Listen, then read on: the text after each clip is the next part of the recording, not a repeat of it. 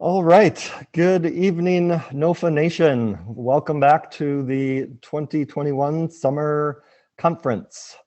If we had been in person at Hampshire College this summer for our conference, the conference would be over. It would have been this past weekend and we would be done. But thanks to this virtual format, we're able to extend the learning throughout the evenings of this week. So, just another benefit of the virtual conference format. Obviously we wanted to be in person, but weren't quite ready to be there yet. And so we're hoping, all the NOFAs will be able to do in-person winter conferences this year. So let's keep our fingers crossed. Before we get started, I have a few announcements to make. We are presenting, attending, and hosting this workshop from land that was inhabited before European colonization. Please take a moment to honor those whose land you now occupy. Much of what we know about how to grow food and manage land regeneratively came from farmers of color.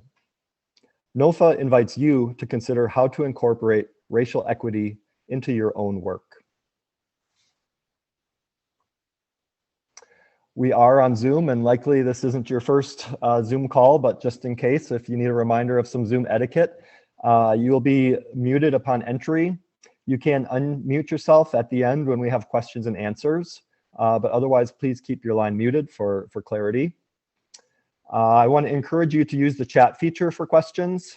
Sefra has asked that we hold questions till the end, and we'll have ample time at the end of the workshop for all of your questions. But if you have a question as the workshop goes on, just put it in the chat so you don't forget it, and we'll get all of those addressed at the end. And this session is being recorded, so you will have access to it as soon as we're able to get it posted online after the workshop. Want to take a quick moment to acknowledge our sponsors. Without our sponsors, we would not be able to put this conference together. We have a lot of great partners. Many of them have been with us for many years, and we do have a few new sponsors as well. So they probably have something that you may need at some point for your home or farm. So we hope that you want to support people that support NOFA. These folks think NOFA and our work is important enough to sponsor us, so please give them some consideration. We also have our online auction, which is live right now. Lots of great things, everything from oysters to fish emulsion is available on the auction. So bid early and bid often. And the auction will run through the last conference workshop, which will be Friday evening. And finally, we have our virtual vendor marketplace. Many of our unique vendors at the in-person conference, which always have a lot of relevant and interesting things, have joined us for our virtual vendor marketplace. And you can find out more about that in your program book or in the links in the chat.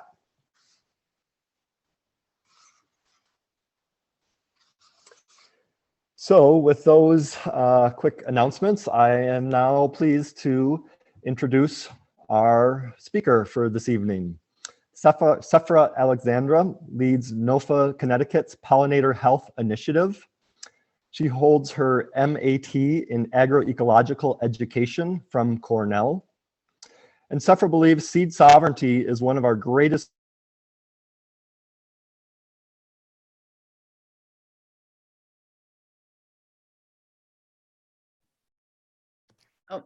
Thanks, Paul. I think I might have lost your audio at the end there, but we good to go? Can you hear me, Christine? Paul? Oh, wait, okay, cool. Oh, great. Hello, everybody.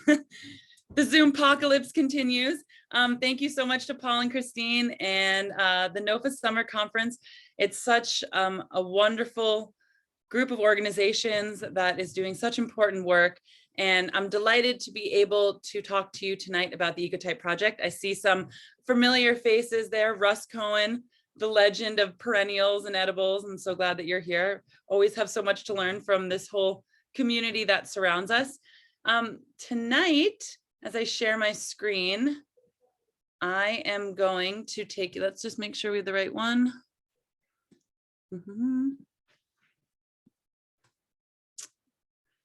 All right.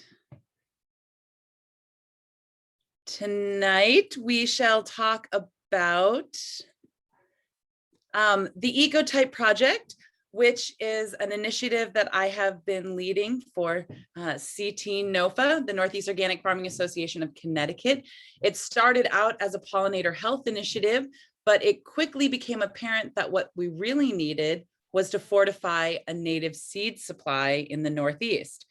So just one.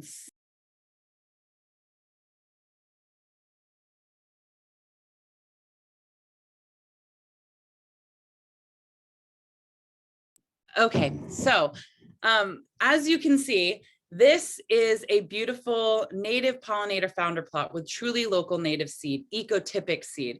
This is what the founder plots look like at the Hickory's Organic Farm in Ridgefield, Connecticut. What this initiative has become is a way to rewild our landscape, to promote these plants that have been here since time immemorial. With that land acknowledgement, I'm from an area known as Machamuks, the beautiful land, the traditional territory of the Pagosset Golden Hill tribe. And what this is, in all of its summary, is an effort to make sure that the seeds that have been here forever are able to remain here forever in the living seed bank. So the fancy Latin word for that is in situ conservation, in the place where it's from. That's our best resilience strategy for making sure that these seeds adapt to the changing climates, the pests. They're the most adapted, like a lock and key to the place where we are. So as much as we can reduce fragmentation and proliferate and rewild our landscapes, that's really what we're going for. But before we talk about that in depth, what I wanted to do is tell you a bit of my background as the Seed Huntress, something I call myself respectfully on the hunt to preserve the global biodiversity of our earth through seed conservation. And I have done that at the international scale, both for the World Seed Banking Organization, in disaster response zones, and nationally in our country, locally, and eco-regionally. So what does all of that mean, and how does seed conservation function at each of these different kind of trophospheric global scales? The first that I'll talk about, as my computer slowly advances, first, what I want to talk about is a gentleman named Nikolai Vavalov. He was the great Russian botanical explorer that in the early 1900s, he said, you know what? These seeds that are all around the world are very important. And as I see wars and humans developing land, I'm quickly seeing these seeds being lost. And we need to start collecting and preserving these to make sure that, you know, if you think about Syria and the breadbasket, that these seeds that have adapted over thousands of millennia, that those inherent genetics are not lost. So he started going on all of these botanical expeditions around the world to gather the seeds. And what he observed and what he's credited with is identifying the centers of origin of our cultivated crops. What does that mean? That means where crops first emerge is where they exhibit their greatest arcs of diversity. So potatoes in Peru, maize and wheat in Mexico, agroforestry tree crops in Kenya, rices and pulses and grains in India. So you can start to map out our world by their crop wild relatives, or called centers of origin. And the reason that's important is what they've now done is on a global scale, that's where these seed banks, which the fancy word for that is ex situ, right? So it means out of the soil and in a cold storage place. That's where these seeds are safeguarded. So over 150,000 varieties of maize and wheat are safeguarded in Mexico. And you can really understand that as our diet now focuses on 150 edible crops of the 30,000 varieties, that so much of this diversity is being lost due to monocultural practices or just a winnowing gastronomic diet preference. So as we face different pests and different blights, making sure that we maintain these diversities, depending on whichever way our climates are going to go, then these are the repositories that safeguard these seeds to be able to be utilized for breeding efforts if need be for whatever the future may hold. So I applied to be one of 7 fellows, I'll admit whoever this person, for the Crop Trust. Now, the Crop Trust is this tiny organization in Germany that oversees our global seed banking system, the gene bank platform, that slide that I just showed right before. And what they do is they make sure that not only are these gene banks, which is the fancy word for a seed bank, being kept up to certain standards and protocols, but they're under an international treaty that those seed banks have to trade and share their genetic material with whoever requests it, right? There are certain stipulations around research and so forth because of all of the, big companies and everything. That's a whole nother conversation that happens around that. But there's really this beautiful treaty that says that these plant genetic resources need to be able to be shared. Perhaps some of you have heard of the big kahuna, the Svalbard Global Seed Vault. That's where a backup of all the world's seeds is stored. And it's a black box system where only the countries that put their seeds there are able to take them back out. Such again as Syria in 2011, when their seed bank was bombed, they would have lost all of those heritage and ancient grains if they weren't able to take the seed banks out and regrow them out in Morocco and so forth, and then be able to re-put those accessions back in the Svalbard Global Seed Vault. So there's a lot of differing opinions around these different seed banks, but the point is, as I'll talk about later, what we want is we want these seeds to stay in situ, in the soil. Due to man-made and natural disasters, that can't always be the case, and we need to make sure that they're safeguarded somewhere. The Food Forever project also comes out of the Crop Trust, and since this is an organic farming conference, they're a great initiative that's really trying to highlight and promote a lot of the other 30,000 edible food crop varieties that exist. And so definitely worth checking out. And they have beautiful diagrams if any of you are educators and so forth that are really engaging for kids and helpful for promoting that conversation. So as I said, I was chosen as one of 7 fellows to go to these global gene banks. I went to CPAC, the Center for Pacific Crops and Trees in Fiji, which is the world's center of taro. So they safeguard all the world's diversity of this beautiful plant, Colocasia esculenta. This is a prestige crop of many subsistence farming nations, but as an ethnobotanist, I'm constantly trying to learn when we go on expeditions, right? We're not going with an agenda, you're going to listen and learn and see how your research can be of assistance to, in my case, this type of crop, which are now called an orphan crop because no one's working on breeding it. And really, it's one of the 14 most eaten vegetables in the world, again, in these subsistence farming nations, but no one's really focusing on it. The reason why I picked it as kind of my thesis for my research while I was there is in 1993, the South Pacific's version of the Irish potato famine happened when taro leaf blight washed ashore onto the island of Samoa. And even though all of these taros looked different, like they had red stems and yellow stems, because these plants are vegetatively propagated, meaning when you take the shoots, they're just replanting them, they all had almost identical genetics. Technically, it was a monoculture. So the taro leaf blight came in and within just a couple weeks, wiped out this crop that is a prestige totem crop, again, because it's so important to their culture. It's given in rituals of birth, life, marriage, death. They still have chiefdoms there. It's a highly hierarchical society where this is on their dinner plate every day. It's, in their imagery, their creation stories, and it's also a large part of their agroeconomic system. It's one of their biggest exports and what they rely on a lot. So when this got wiped out, it was a massive issue. And what happened, as I say, as Nikolai Vavalov does, and as I've done, this botanical expeditions had to go out to regather these wild relatives from where they still existed in the lowlands of Bangkok and so forth. So they found blight-resistant varieties, bred it with palatable varieties, and you can see those little jars, right? The third form of conservation in vitro, because a lot of these tropical plants are called recalcitrant. You can't just save their orthodox seed. When you see tomato seeds or cucumber seeds, those seeds that you can desiccate or dry out, you can't do that with a lot of the tropical plants. You have to keep them as plantlets to maintain that genetic diversity. So their seed bank looks like that. So after 10 years, they rebred a blight-resistant taro variety so that in 2012, when Nigeria faced the same blight, that seed bank was able to deploy these strains And they were able to stave off famine and a massive shortage by having those varieties available to them already. So I wrote it as a point of saying why these gene banks are so important and what they do. So that's just a brief look into how our international seed banking system works. My brother and I also run a company called Tactivate, where we do disaster response.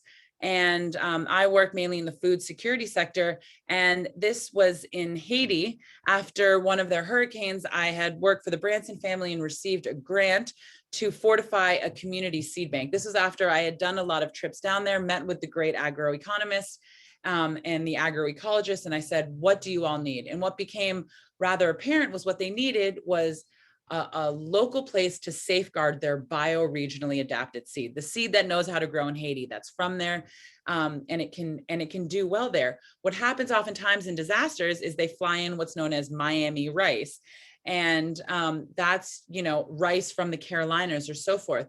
What does that do? Brings in pests, not viable seed, and it also undercuts their agroeconomic system, where there might be farmers in the north who still have seed, but now everyone's waiting for the free seed.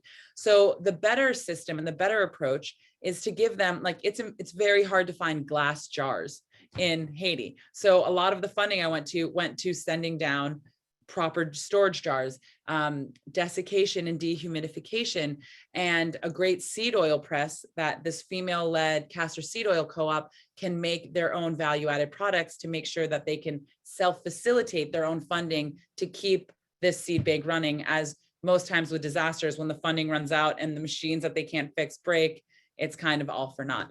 So what we did here was worked with this gentleman, the agronome Eliasant Magloire, a lovely, lovely gentleman who oversees 25 of the main farm managers of the Southern Department, and they oversee thousands of other smallholder farmers throughout the region. And with him, once they were able to store a backup of their staple food crop seeds, when hurricane or civil unrest comes and their fields get wiped out, instead of these farmers who just keep their backup seed underneath their bed and have to eat it in times of disaster, they're able to go back to the agronome, who has the Organization for the Rehabilitation of the Environment, replant their fields, and they're able to facilitate their own regenerative resilience and not have to rely on foreign aid in times of distress. So I've done that on a couple island nations after disasters, so that's just a look into how community seed banks function. So they're able to access the seed and replant their fields immediately. So again, that's ex situ, but it's local. So now we come back to the USA, and we've talked about field crops, but who is safeguarding all of those beautiful wild plants we see in the wilderness when we go on hikes? And who's safeguarding, a lot of these plants in these very arid areas that are seemingly disappearing quickly? Well, there is the Millennium Seed Bank, which is at the Royal Botanical Gardens at Kew. And in 2000, they said, hey, we really need to start safeguarding these wild plants. A lot of them are going endangered.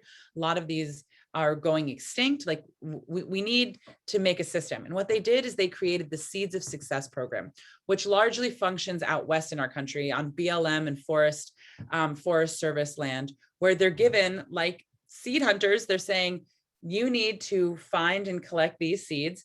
They're given permission. They're trained how to do it sustainably. And everything that we're doing, we're not saying everyone should go out and collect rare seed. Absolutely not. You have to know how to identify a large enough population to monitor it for peak seed ripeness, take herbaria, submit them to the different organizations that monitor this for conservation and restoration. It's a really wonderful, beautiful process that makes sure that these wildlands are safeguarded. And so I was able to go seed hunt in Idaho. You can see that map down in the right-hand corner. That's a seed zone map. So to find some of these rare species, we'd have to go back to herbaria from the 1920s, that you look where the old locations were that have these like cryptic descriptions, drive out into the wilderness, hike miles into the greatest rattlesnake territory in the country, or where the Draba hitchcockii, this rare plant, hangs onto these cliffs that you have to hike up, where we had cardboard taped around our legs to protect us from the rattlesnakes until my dad found out and sent me snake gators. you really start to feel the personalities of these native plants. I'm in this other photo hunting Primula alculina that grows along these like bubbling, rolling brooks and just is like a very sweet, lovely plant. And you can really start to see the fragility of the ecotones that these native plants grow on. Something rare can grow in this tiny vein where there's a clay drip and won't grow 15 inches away from it.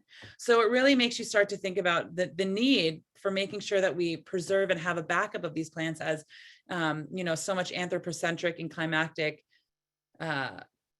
events are kind of disrupting their habitats.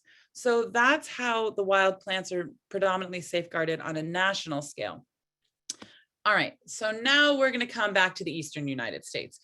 There is the Mid-Atlantic Regional Seed Bank, which is run by a wonderful gentleman named Ed Toth. He and Sarah Tangren, they did a study of native plants material use throughout the Eastern United States. And they found out some very interesting information. So now we get into the Ecotype Project and what I'm going to talk to you about. Just like with the local food movement, where we wanted these local food sheds, right? Where we wanted to know our farmers, be getting our food locally. Now that's happening with native plants. We want to know where that seed is sourced from and where we can source it locally. What they found is all of the folks who work in wildlife habitat restoration, pollinator health, conservation, all these different industries that require purchasing native plants, they all almost like predominantly, they all wanted ecotypes, and only 15% of the time they could find them. And after that, the next closest location would be 400 miles away and then 800 miles away. So there was this massive demand as we find ourselves in the UN's Decade for Ecosystem Restoration, that they have funding for 350 million hectares to be replanted with native seed, but no one has truly local native seed. They're sourcing it from the Midwest, where it's grown out in the Midwest. And what does that mean? That means it's adapted to those soils and those climates. And as we've seen from the Haiti example, we want truly local native seed because that's the lock and key of the ecological kind of holistic ecosystem that we're actually trying to conserve and restore. And when we bring in these other genetics, we're almost polluting the wild genetics of place. So this is just briefly saying that there's also legislation that says for the Department of Transportation, if and when this ecotypic seed is available, it has to be utilized. It just hasn't been amplified at enough scale to be able to be utilized. Thus, the impetus for our project. So again, here's another map where you see that the ecotypes are hardly ever available within these different regions. So let's see, the availability of native seed on a scale of 0, never to 5, always, right? We are almost always in the red, that this ecotypic seed is never available.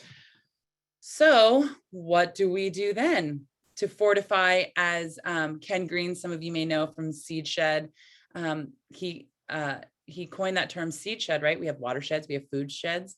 Let's talk about seed sheds. And we had a great roundtable at the Northeast Organic Seed Conference, which happens in conjunction with the New York NOFA conference. So when we talk about a seed shed, what type of a framework should we be utilizing? This, if none of you have ever seen it before, I cried when I first saw it because it's so brilliant. This is from the EPA.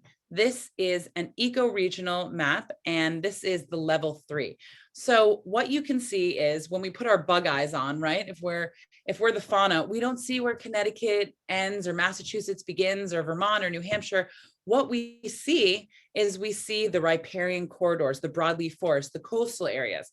And when we make a habitat mosaic of these communities, we get this eco-regional framework. Because if we're talking to the forestry folks or the ornithology folks or hydrology folks, all of the different disparate sciences, they're all working off of a slightly different map. But if we truly want to be doing conservation and restoration, we need to be using a shared framework. And that's what this helps us do.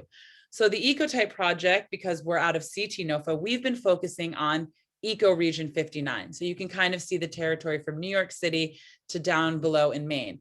Now you can zoom in and get more specific on 59, but for now, as we fortify this supply chain, that's great. We know that if we collect the genetics from there, we can proliferate it throughout that corridor and know we're putting the right plants in the right place. So again, here we are back at the Hickory's Organic Farm in Ridgefield, Connecticut. And as I said, this started out as a pollinator health initiative. Why? Because as a farming association, we see that our crops, right? You can see the blueberries on the left, poor pollination, the blueberries on the right, really good pollination. So as farmers, the pollinators are paying your paycheck, right? But if we don't have the food and habitat they need, then we don't have the local food security and the beautiful wildlife that surrounds us that we need. So it's a mutual relationship. And as we've been going down this path of how do we amplify native seed? Well, organic farmers with a value-added crop turned out to be a really great avenue for promoting this work. So again, just to entice you all, once we have this diversity in our backyard, these are some of the ecotype plants that we've been working with. It's just amazing to see all of the beneficial insects that come back. And for any of you who are farmers who deal with pests and so forth, the more of this wild diversity and natives you have on your landscape, the less you're going to have to deal with those pests, because the homeostasis kind of returns. When you have a proliferation of one thing, it's because you don't really have the predator of the other, right? That's that permaculturian cycle.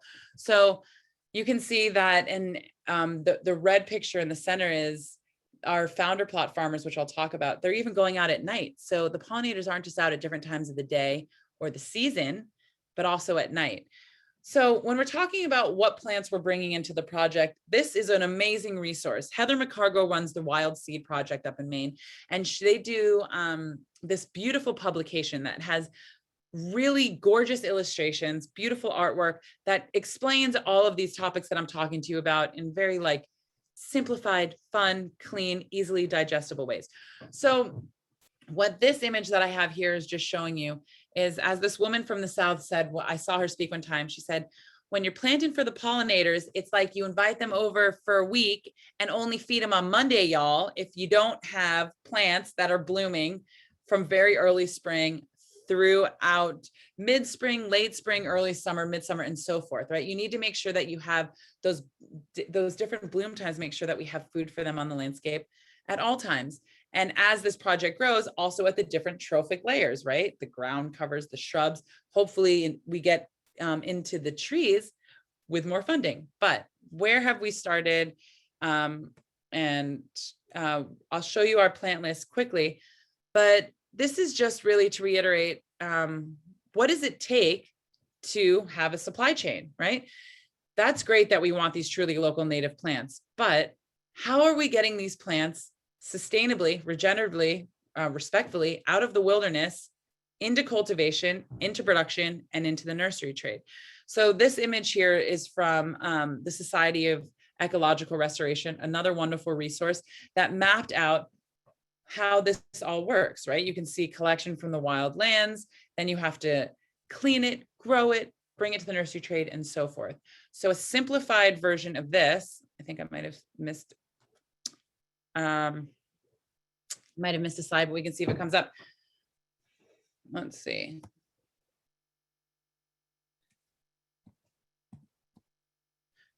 So basically, now that we see that we have that supply chain, well, we have to find the people in the Northeast who do each of those different jobs, right? So as I said before, the Northeast Organic Seed Conference that happened this winter, what we did is we had a roundtable discussion. How do we fortify a native seed amplification seed supply in the Northeast? And we brought together, as I said, Ed Toth, that's me on Botanical Expedition, I'll explain it to you, Ed Toth from Mars Bee, Sarah Tangren, who helped author that study that showed the need for it.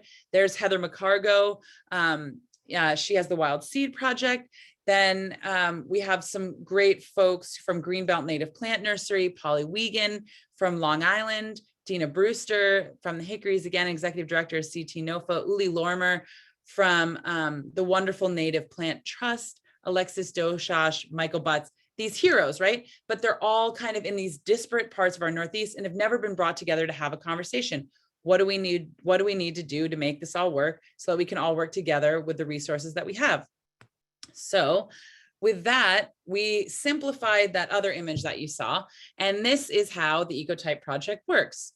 We have botanists, and field botanists in the Northeast are extremely hard to find. If any of you know of any trained botanist, please email me, because that's really one of our biggest clogs in this whole wheel, is finding people who really have been trained in identification, field identification, and so forth. But we work with botanists who wild collect the seed. Then we work with organic farmers who we give 200 plugs from that seed grown out. And they, just like you would plant a row crop of tomatoes, plant these native seeds, where our crop is the seed, right? Because seeds are a fruit as well. And so that is our work under a USDA specialty crop law grant, where the specialty crop is the seed. So they plant at least 200 plugs of each of the species, and that's called a founder plot. And a founder plot is only that first generation from the wild collected, grown out seed. There's laws and regulations that you can't just directly sell wild collected seed for a whole lot of reasons. So the farmers are growing out those founder plots. Then myself and others, we go in and we collect the seed that comes off the founder plots. We give that seed to the nursery men and women who grow out those plants, and then make it available to the municipalities, landscapers, homeowners, and so forth. And what that does, as I've been reiterating, is making sure we're fortifying our ecological corridors with the right plants in the right place, proliferating that truly local genetic material that helps to proliferate the wildlands that still exist around here. Because as we all love our heirlooms, these are the entomological heirlooms, right? These are what the bugs have been stewarding since time immemorial around here.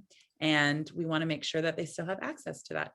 So we have our cycle. And then again, these are the people actually doing it. Jordy Elkins from Highstead, again, the founder plots at the hickories, myself and others collecting seed, the nurseries then growing out those plugs, the plant sales, and the pollinators are happy. So system works. We're still figuring out a lot of the kinks and the protocols and so forth, but now in our third year, these are all the species that we now have founder plots of, except for the Zizia. The Zizia we're still working on, so that's not true. We don't have a founder plot of the Zizia, but all these other ones, we had seed from about 75% of these last year, and the new ones we just brought online, we'll be collecting seed from this fall. So it's really exciting because this is the first organically grown ecotypic ecoregion 59 seed that has been grown around here. So, or at least in a collective and conscientious manner, with this mission to have it be able to go out for conservation and restoration. And again, for farmers, this is a huge value added crop, because as I showed in the beginning, the demand for this is unending. As farmers, we know how to grow crops, and the time scales of when you germinate and do things kind of work well with your annual crop production. So it's turning out to be a really great thing. So this is what Vernonia noveboracensis, the New York ironweed, looks like going to seed. So you get these beautiful blooms, and then there's all these different seed dispersal mechanisms like anemochory, dispersal by wind, right? And so they have these fluffy pappuses, like when you think of a dandelion or something, that's how that seed gets to blow away from the mother plant and find a place to root and germinate. So when it's just about at that point where that seed's about to blow away, that's, you know, when you know it's at its peak ripeness and when you can collect it. But as we bring on all these organic farmers, they're saying like, I've never worked with perennials, or I've never worked with natives before. Like, how do I germinate it? How much spacing does it need? How do I plant it? Where do I plant it? And it's funny because the best to our knowledge, and if anyone knows a better resource, all of those kind of tips and tricks were living in a whole bunch of different places. And so what Jean Linville's done, who's the head farmer of those founder plots I keep showing at the hickories, and there are other farms where they're founder plots, but she created these getting started toolkit cards. Now, these are all available for free as PDFs at the bottom of our website, ctnofa.org/Ecotype Project. But what we did is we made like those 8x11 old card catalog type metal boxes. We made them like that. And There's the seed saving protocols, the general growing protocols, these multi-year overview. And then we do it by species. Like maybe you remember the World Wildlife where you get like the panda card and like all of those binders that had all those different cards that told you about the different species. It's kind of like that. So here again is the New York ironweed. Its desired site locations, ecological benefits, kind of the spacing, what you really need to know for the specific species. And then what about the seed? Who even knows what the seed looks like? So yeah, as a seed huntress, you spend a lot of time being like, is that the seed? Is that the chaff? I don't know. We got to figure that out. So Jean took these great pictures on grid paper so you can realize like the general size of them, what the color should kind of look like. And so these cards have been really helpful answering a lot of the question as we onboard new farmers to help us amplify the amount of seeds we have. And you can see, so that's the cool box that we made. Those metal boxes, that's what all the cards live in. Really cute, really cool. And what we're trying to do is, throughout the farmers we're working with in urban, suburban, rural areas, we want to make sure we're promoting a community of practice. We're all learning together, right? So what we do is we have cards that allow them to take notes. What worked, what didn't work, what did you observe, how much seed did you collect, how was your first year, second year, and so forth. And our intention is to be able to have farmer meetups and be able to share these best practices and continuously improve those cards as kind of like a living document. So we think we're done at that point, right? Well, no. There's a couple more steps once you have all of your crop that's gone to seed. We need to collect it, we need to clean it, store it, stratifying, what's that? And then we need to germinate it again for the next season. So here again, as I've said, seeds are a fruit, right? So there's a peak maturity. You can see the Joe Pye weed. So beautiful bloom. Oh, you'll just see so many pollinators on it. It's having a great time.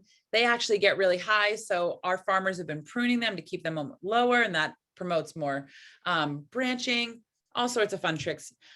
But you can see like that third photo, right? That third photo is kind of peak fluffiness, ripeness of that Joe Pye weed seed. That's where we're collecting it. Now, it's not all going to be ripe at the same time. So as a seed collector, I'm going through, I'm shaking it off. We're leaving those stalks high. I'm not cutting it even, because that's the habitat and overwintering site for a lot of pollinators. So we leave the stalks as high as we can.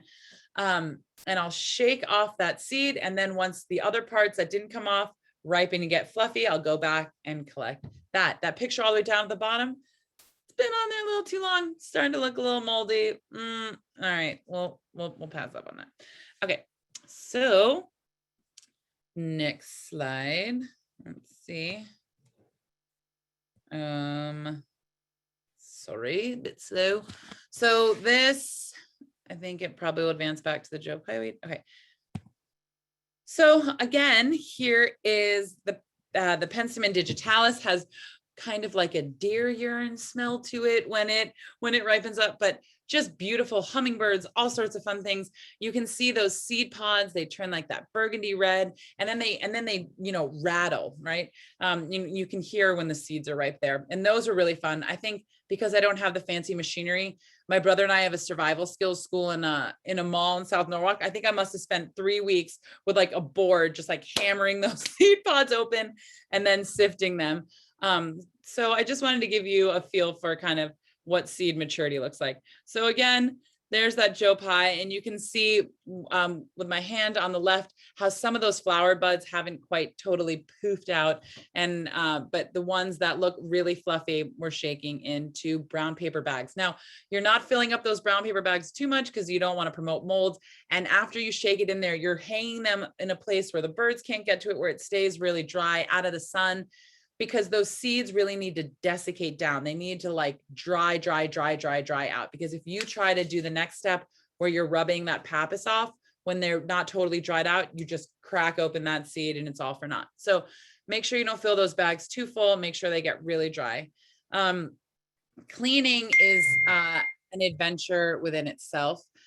You have to use you find different screens. Those are screens that are used in soil science, and they're really helpful. If you can find the right combination where you can sift out the chaff and your seeds come out beautifully at the bottom, good for you. That's amazing. We also use just from like a car, sorry, people are dinging me. If you use from like a car supply store, they have those rubber mats, and you can use those to rub off the pappus once the seed's totally dry. For homeowners and home use, leave the pappus on. Doesn't change a thing about germination. For our uses, when we're trying to actually make a market for this, then it changes things in terms of how we clean it. Okay, so what happens after that? Well, we have all these farmers on board. They're not going to spend 3 weeks cleaning seed like I did. And sorry, I don't think you can all see the text messages that are coming. Are you still seeing my presentation? Oh, funny, because I'm not. Hold on. Sorry. People kept texting me and then it knocked me off. So I'm just gonna have to restart.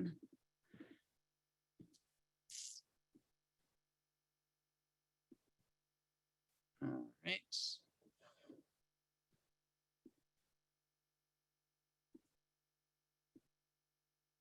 And we are back. Okay.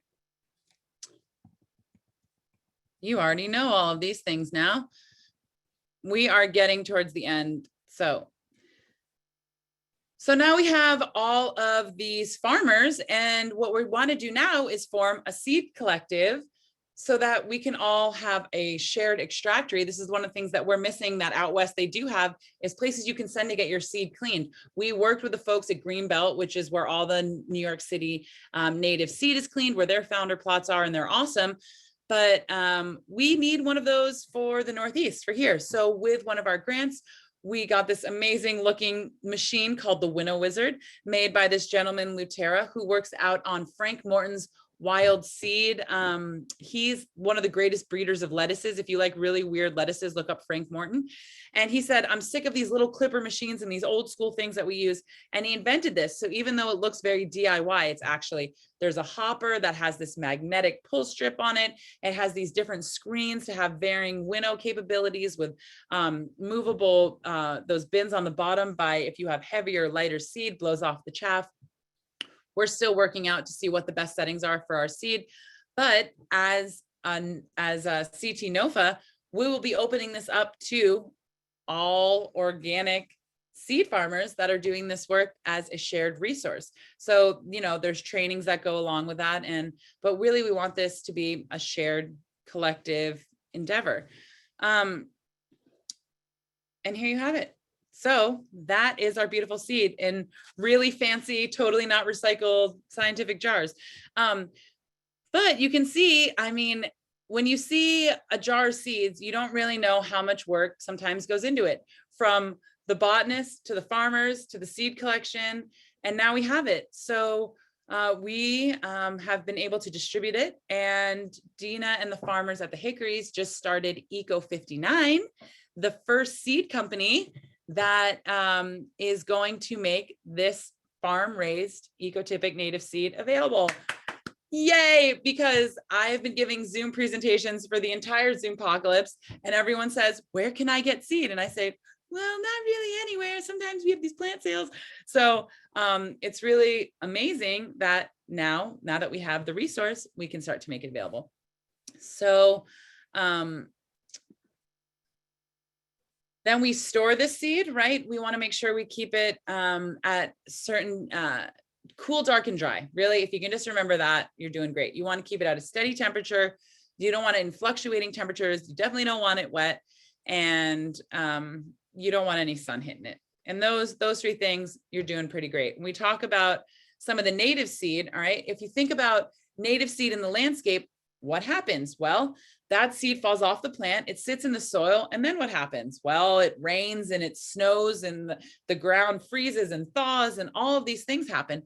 So these seeds are adapted to have to go through that to be able to germinate. So that's what we call when you need to stratify seeds. So some of these need cold moist stratification, for 30 days or 60 days, those cards help tell you. What does that mean? Well, you put it in a moist, not wet. They either use wet sand if you're just broadcasting it, or if you want to keep the seeds separate, if you're doing more specific plantings, in a paper towel or a coffee filter. You put it in a fridge, you mark it 30 or 60 days later, your seeds are stratified. An even easier way to do it, again, thank you, Heather McCargo, for this beautiful image. Once you collect your seeds, just re-put them out on a pot in your landscape, cover it with a tiny bit of soil, maybe put some netting on it so the chipmunks and the birds don't eat it. Let it sit there, let it snow on it, rain on it, whatever. And nature's going to do its thing. And when it's ready in the spring, you're just going to see those seeds come back up. So winter sowing is what we found the best to be the best, right? Because these seeds have all sorts of genetics in it. And even within one species, even though it says it needs 60 days in the fridge, maybe some of those seeds need like 45 or 90 or whatever, right? There's all of that wild diversity. So winter sowing is a really great option. And again, after, we've worked a lot with Planner's Choice in Newtown, Connecticut, and they've then made these plugs available, and we have plant sales. And then when we have plant sales, then the different land trusts, garden clubs, and homeowners can all gain access to these plugs. And so just again, I mean, this whole effort, like when we started in the beginning, it was like, we're saving the pollinators. It was like, no, now we're growing out native ecotypic seed in the Northeast. Okay, who do we need to make that happen? Okay, yeah, we need botanists. And then we have the Native Plant Working Group and the Pollinator Pathway, which has done so much work to make people even care about native plants. And all of these different kind of research and development folks. And then we had to, bring on the farmers, find the nursery growers, get the seed collectors, and then also educate the end users. Why do the land trusts want it? And, it's basically like disrupting a $1 billion industry with saying, we all love that everyone loves pollinators. We all love that everyone's getting into native plants, but now let's elevate that conversation and say, where is the provenance of those plants coming from? And when we can do that, when we have provenance attached to it, then when we're doing these restoration type projects, whether by our mailbox at our house or large scale on the farm, we can know that, again, we're putting these right plants in the right place. So we're still formalizing the standards and protocols. And as a bit of fun, I started botanical.org, where I say, I'm not a botanist, I'm a botanist. So last September, we paddled 87 miles with 500 native plants down the Connecticut River. Again, the Connecticut is an Algonquin word that means the place of the long tidal river, right? And as we talk about these plants and as we talk about protecting these wild stands and the wild genetics, we have to think about, like, this riparian corridor has been such an important, causeway and courseway for trade for all the indigenous, fauna, right? All the animals, all the insects, all the people, everyone from this area.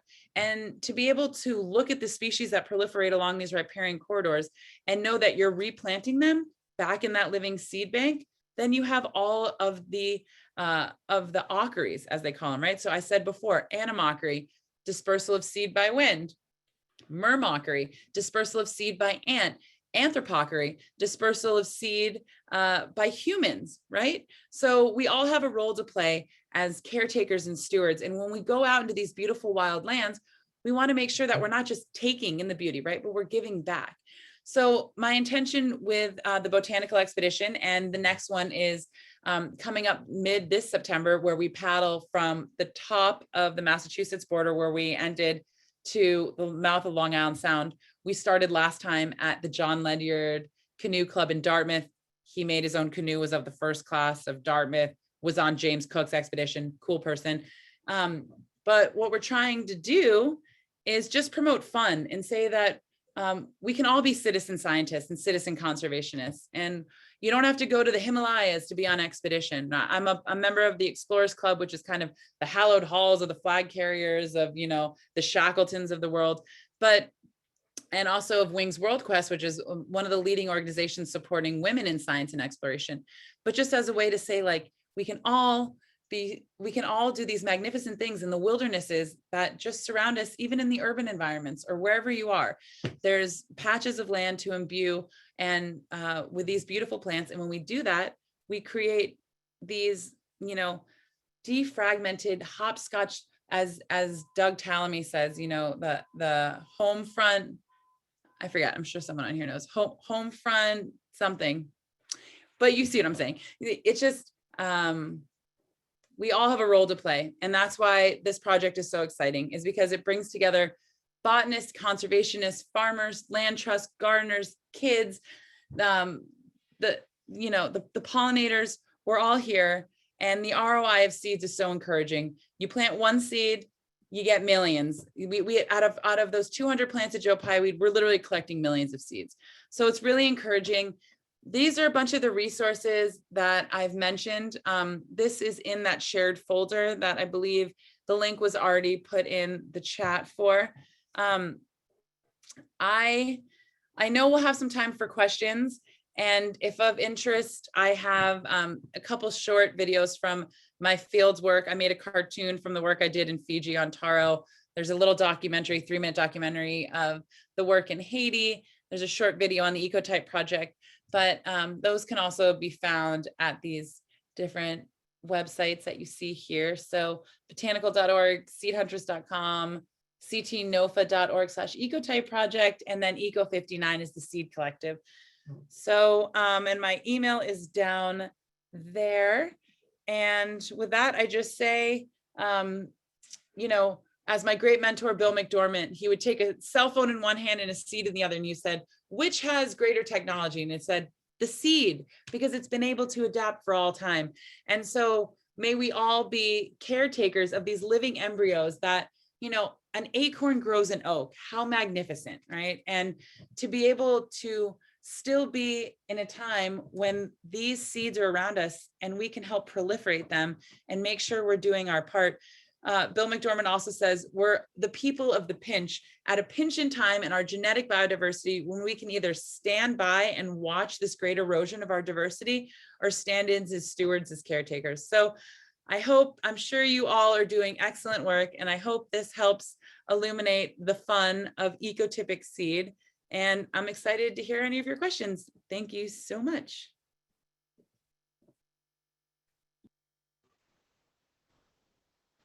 Sefra, thank you. Thank you so much for your inspiration and enthusiasm, and, you know, just really shining a light on something that, you know, not a lot of us, or at least myself, weren't quite aware of, you know, how extensive, you know, the work is to protect these ecotypes. So, and I just love the botanical. I love the boat. I'm a big fan of canoeing and rivers, and I think that's just a great idea. So, very, very inspiring. So let's hear from our participants. I don't have any questions in the chat yet, but either use the chat or unmute yourself and feel free to ask whatever questions you're wondering about.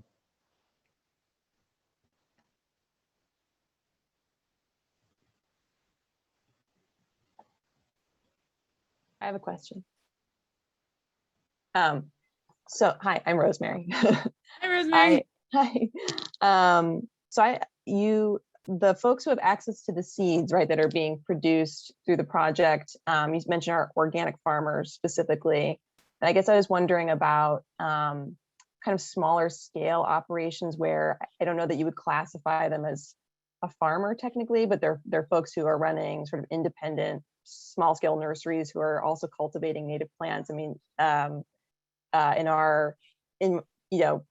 talking to folks through NOFA Mass, there are quite a few of these sort of smaller independent nurseries where people have, I don't know where their seed is coming from, but they are trying to cultivate native plants for the same purpose, but it's on a fairly small scale. So I guess I was wondering how they kind of feature into the operation and whether they would, you know, be able to have access to those seeds to grow them with that.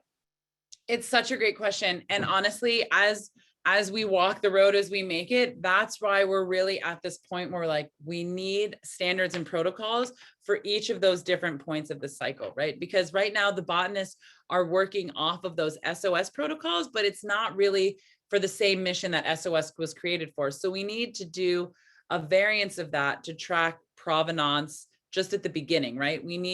But oftentimes the botanists who collect that, they want to protect those locations, right? So there needs to kind of be an organization that can safeguard those provenance sheets without sharing it to whoever wants access to it.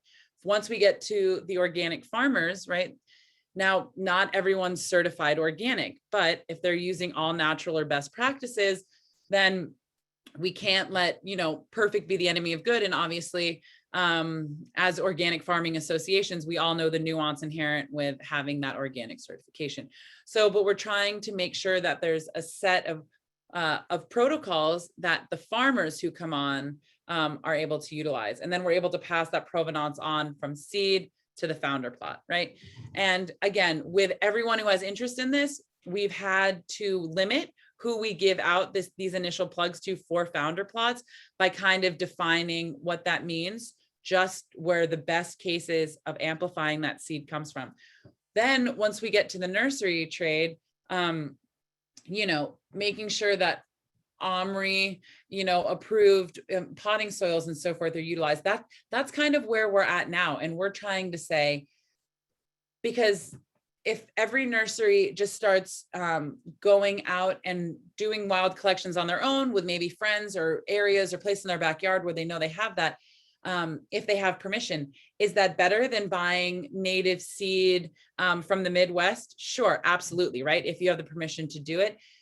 But as we build out this socially conscious brand, the Ecotype Project, what we're trying to ensure is what that means is like when you see like GMO free or like gluten free or whatever, that when you see that they've been sustainably wild collected, organically grown, and they've gone through these certain protocols.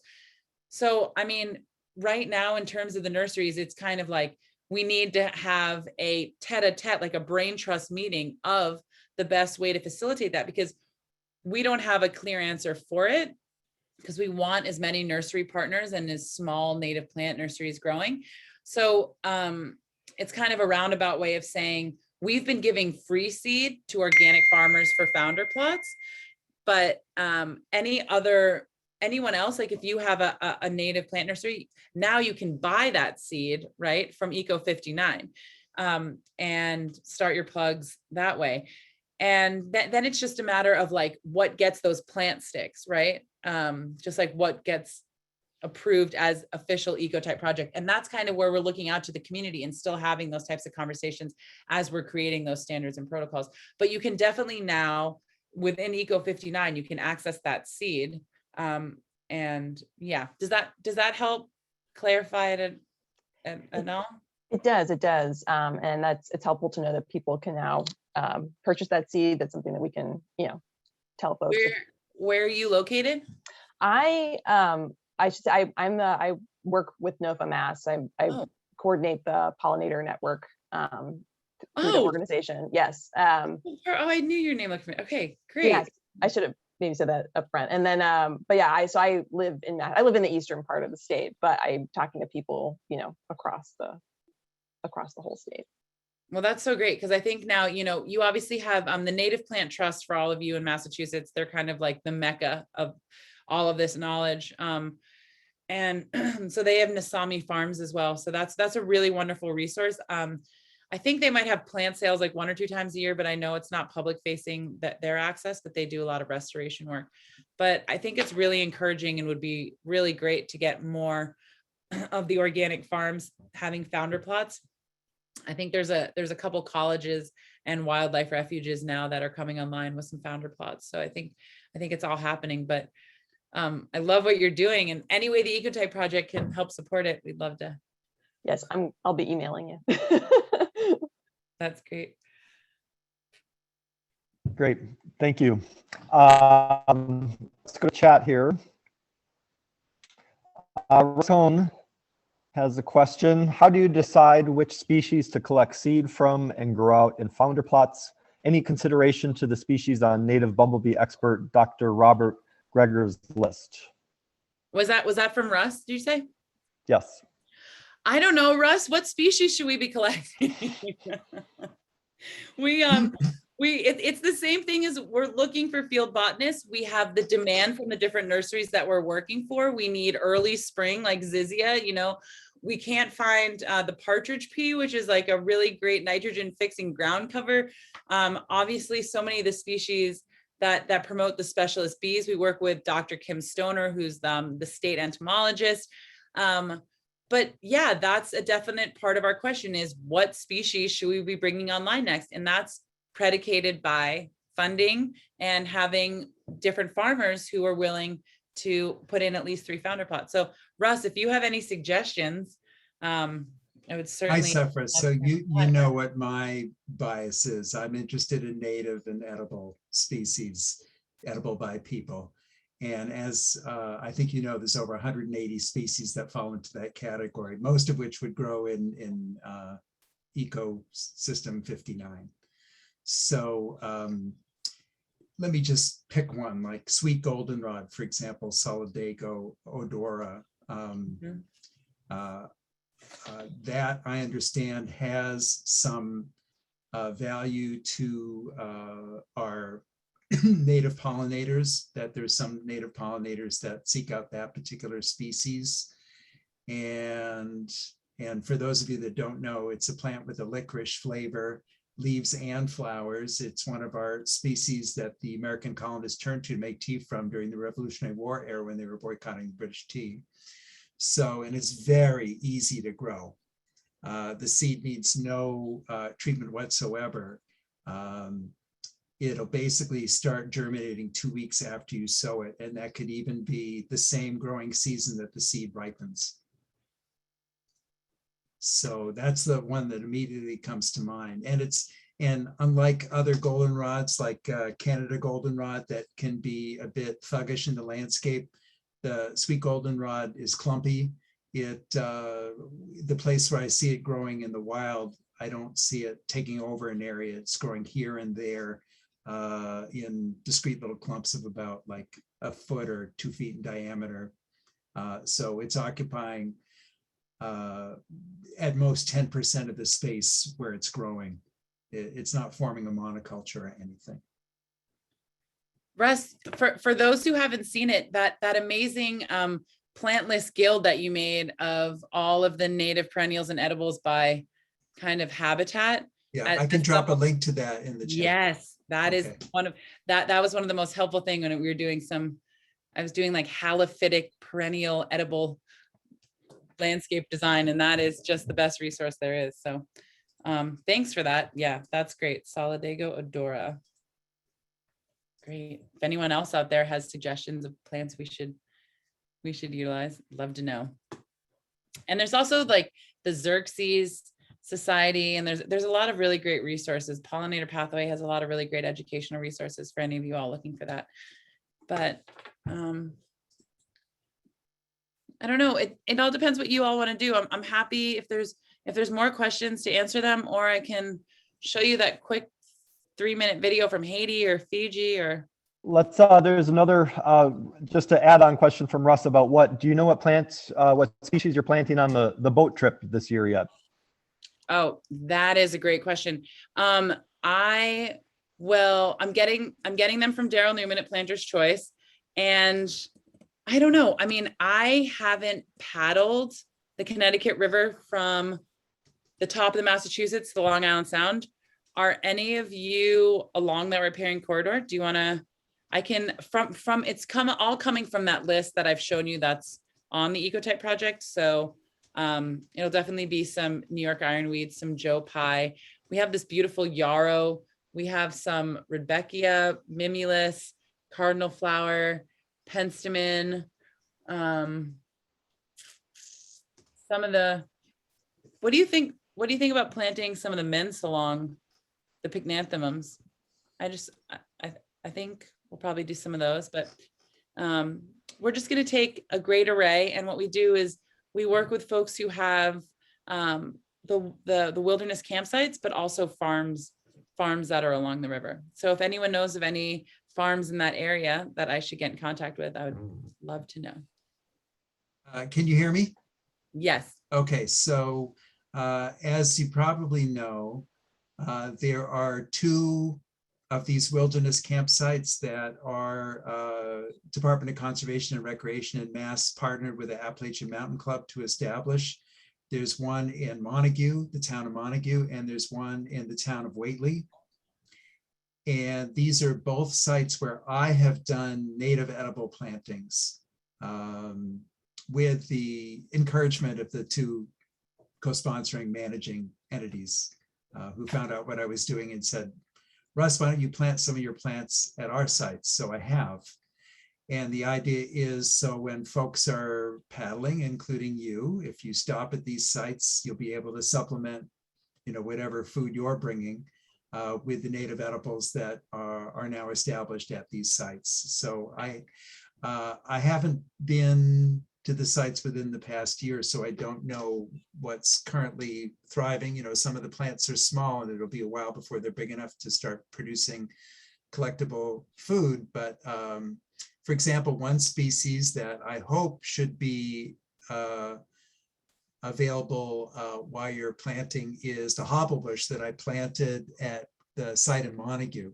So hopefully that one's doing well, and that fruit should be ripe by the time you're coming through in September.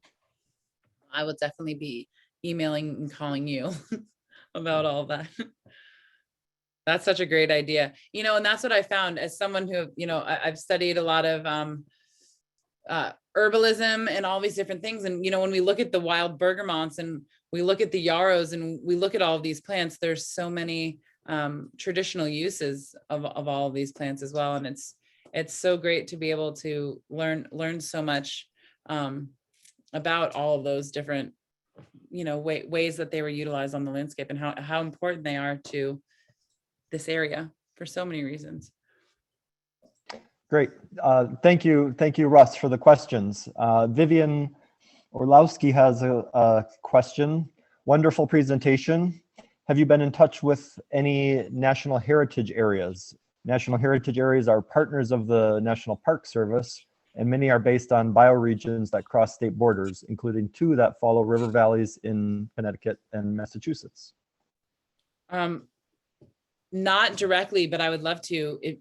Vivian, do you want to email me? Do you have my email? Well, I will put my email in again. Where we did our planting last year was on a farm in Brattleboro that had rematriated this land back to the local tribes that were part of that territory. And so I think that's a really important part of this. And I would love to be able to honor and acknowledge and work with that type of an organization wherever possible. So I would love to know more about that. So Sefra, so was that with Rich Holtshoe? No, not directly. I don't know. Okay, so was this at Retreat Farm? Yes. Okay, so I just led a walk there. Oh, nice. Just last Monday. And we found over 50 species of edible wild plants on that site. And as typical, there's a combination of edible natives, edible weeds, edible invasive species, but I will be going up there later this fall to bring him some edible native plants from my nursery to plant along the river and elsewhere at Retreat Farm in appropriate places. Yeah, they do such a wonderful job there, and it's such a beautiful site. It was a real privilege to get to be able to plant there.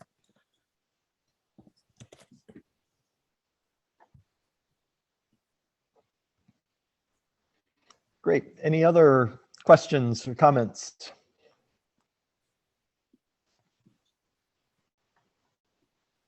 I just one clarifying question. You had a really great statistic earlier in the presentation that said something like only 15% of people who want, I don't know if it was seed from local ecotypes can find it. Is that right? And that they would have to go 400 miles or 800 miles to get what they wanted prior to the project being started. Is that right? Did I get that right? Yeah. So that in the PDF that I have in the folder, that comes from the MARS-B, the Mid-Atlantic Regional Seed Bank study. And my numbers might be slightly off, but it was saying like 87% of the time, the people working in those industries want ecotypic seed, but can only find ecotypic seed locally, maybe 15% of the time, right? Great. And after that, they have to go 400 miles away, and the next closest being 800 miles away. Right. Okay. So, but in terms of bar graphs and statistics, that report is so beautiful and just so clearly helps to paint the massive need for this within the Northeast. And I was invited, the Society of Ecological Restoration also has the International Network for Seed-Based Restoration. And so they just had their world conference, their 9th world conference. And I was invited to do this like 10-minute presentation of our seed network with people from all around the world. And the slightly frightening type of thing was in Europe and in Brazil and all these other places, they're kind of struggling with the same sort of supply chain network questions as we are, even out west in Nevada. So it was really interesting to see these different models, but also say, like, globally, we are all really trying to figure out how we can amplify this seed as quickly as possible. In some parts of our country, like out west, there's a much more fortified supply chain for this because they're dealing with wildfires all the time. Now, is that seed organically grown? Definitely not, because they have such strict purity levels that they have to meet. Because if they're just massively broadcasting, like I literally saw a huge hot tub vat of yarrow seed when I was out there. I've never seen so much yarrow seed in my life. But if you're just, broadcasting it out of helicopters or however they do their restoration, you can't have any of those weed seeds in there, or you can, totally decimate these wild populations. So a lot of that native seed is not grown organically, but they have some of the best seed growing conditions in our country, seed extractories, seed storage, huge facilities around it. So that's one of the best places I've seen it. But really in many parts of the world, we're all just kind of hobbling together these networks, and places have done a great job. And also on that resource list I shared is a really great special journal issue that talks about this need for creating a shared standard around native seed that has some really good templates for like provenancing and all of this, but also just really helping to explain why it's so important. Just for a slight tangent there, there's a lot of seed standards and rules and regulations around agricultural or horticultural crops, but that really hasn't been done for native restoration seed, because as we've been talking about, like germination rates are different, the need for stratification, all this different specificity. And there's really no overarching body that, and if someone knows about one, I would love to know, but there's no overarching body that's really monitoring and regulating it. So oftentimes in this restoration conservation trade, there are people selling native seed that, sometimes the PLS, like there's no, it's all dead seed. There's just no kind of monitoring and standards around it. And that's not to have that's not to promote like an enforcement agent or anything in those lines. It's just that templates and protocols and standards kind of need to be created so that this ecotypic native seed can at least have some sort of a expected level of proficiency. That's not the right word. Usability. Integrity. Yeah.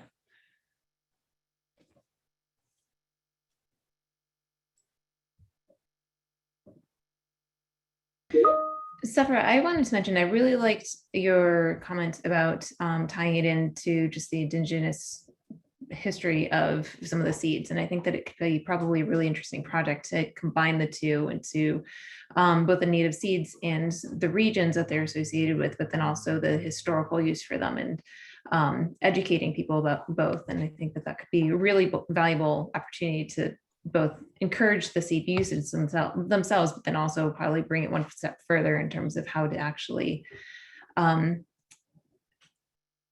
the historical context of them as well. Absolutely. And there's a lot of really wonderful people who work kind of deeply at that intersection. There's, Rowan White, there's Elizabeth Hoover, there's the Freed Seed Foundation, there's Ken Green's Seed Shed Project working up with the Haudenosaunee up north. I think I worked a lot with the Rocky Mountain Seed Alliance. We used to put on the Southwest Seed Conference, and there, dear friends would gather from like the Hopi and the Navajo. And my mentor, Bill McDormand, who I keep mentioning, he used to be the executive director of Native Seed Searches, which is where a lot of the Southwest Indigenous tribes seeds were safeguarded with a complete like open heart of saying like, if and whenever you are ready to rematriate and bring these seeds back on, they're free and available for you, but they'll be safeguarded here until you need them. And so having those types of conversations and celebrating the story, and also dealing with like a lot of the hard issues that come up, like there's a lot of people that believe that seed should never be sold, right? That you can't put a price on it, that it's, that it's a free natural resource. And then, so there's also like a lot of seeds are very, I'll use the word sacred. I mean, they are, when people travel from countries that they live in, they bring with them their seeds, their taste of place, right? And so there's a lot of emotion, and there's a lot of cultural significance, and there's a lot of sensitivity and a lot of respect, and so many really deep things that come along with seed work. And that's why, a lot of the ethnobotanical work I've had to do is it's just a lot of deep listening and being honored to be allowed to be invited into the conversation and to see how these plants are being utilized. So I'm always learning, and it's always, especially with like the vernacular and the words that we all use around all of this, there's so much to be learned and shared. And that's really the joy of what seeds have been, because I'm oftentimes in those positions of sharing and receiving and passing on and giving out those seeds both to like humans and the animals alike. And so it's this beautiful reciprocity and this ecological symphony that I think all of us on this call, deeply love, being in the plant world. So I appreciate that, Christine, and is definitely an important part of the work that I feel lifelong dedication to.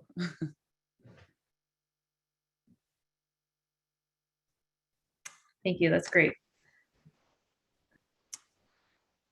And Sefra, just so Vivian says, sure, she can connect you with the Housatonic Valley National Heritage Area.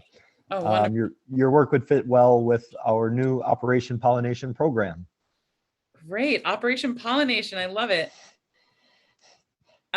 It's so great. And I'm so glad that Rosemary, that you're working as a coordinator, because now there are just so many initiatives, which is so exciting, that are working in this vein, and there needs to be some like a nucleus, that kind of, and that's what we've been trying to do, is be like the mycelial coordination. We're not trying to reinvent the wheel. We're just trying to bring together all these folks who are doing this great work together to be able to say like, what are we missing? How can we do all this? So.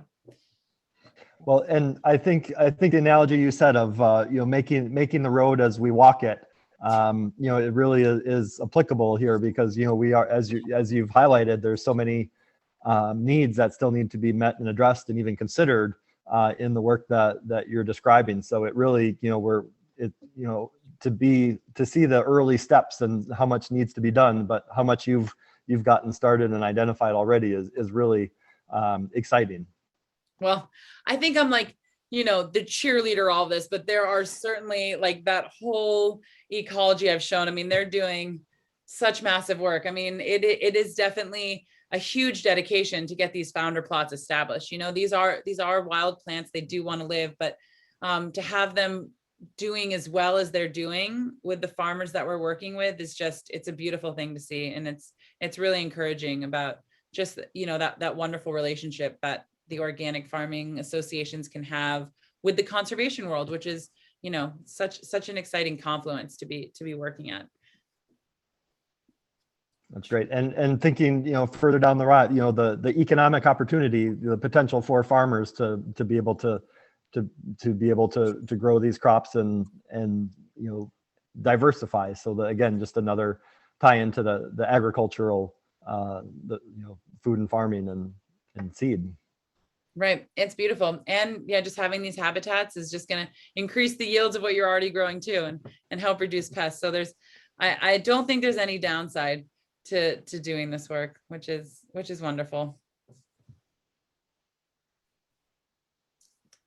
So what do you all think? I mean, I know we have 9 minutes. I know it's late. It's a Monday night. I'm Paul, Christine, what do you think? I can put on, if you all want to see the work down in Haiti, or you all want to see the work in Fiji.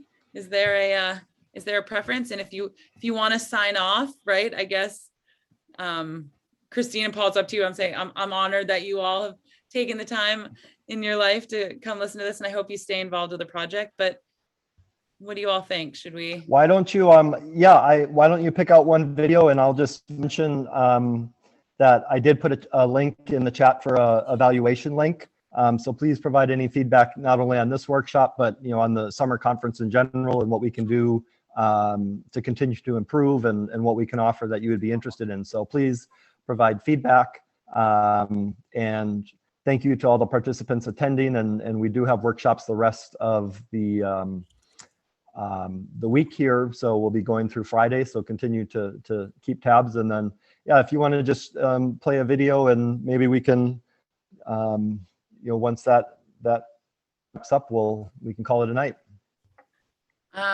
Okay, great. I would love to play the, let's see, the cartoon from Fiji, but that is proving to be a bit harder to find. So I think I'll play the work from Haiti, if that's okay with everyone, because that one will be a bit easier. I had it pulled up, but my desktops keep switching. Let's see. Oh, Zoom. I also like the Zoom apocalypse. Yeah, it is definitely, I can't wait to be sitting with you all somewhere. Okay, we'll see if this works. If not, c'est la vie. Okay, here we go. And it's just 3 minutes long, so.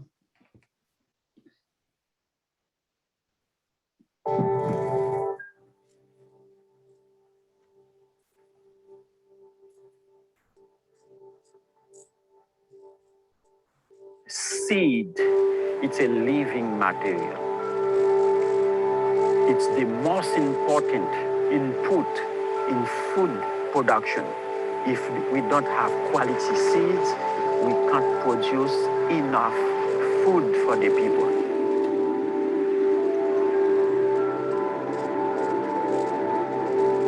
% of Haitians are farmers.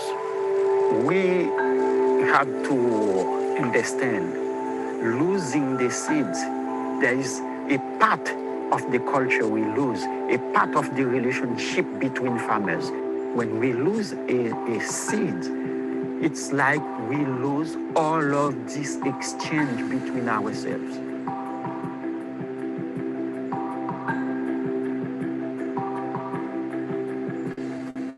I don't know if you imagine that saving crop, it's like saving life.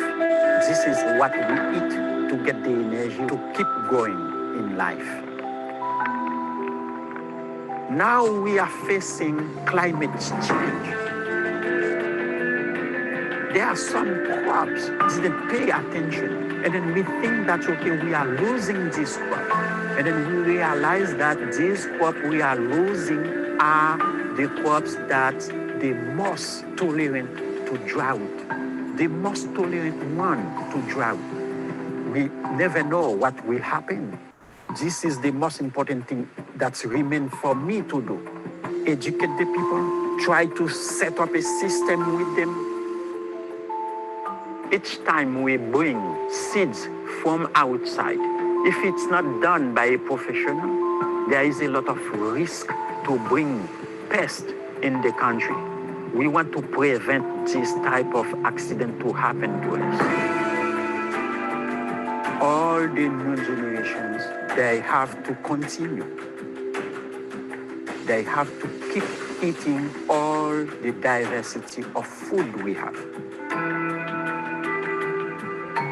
So it's important they learn how to keep the crop alive. They learn how to keep the crop to produce for the next generations.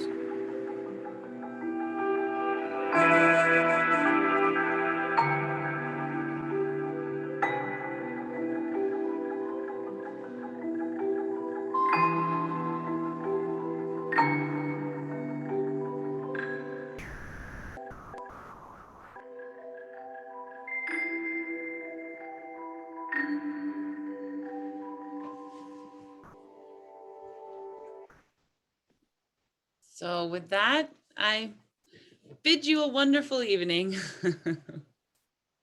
Thank you so much. Thank you. Have a good night, everyone.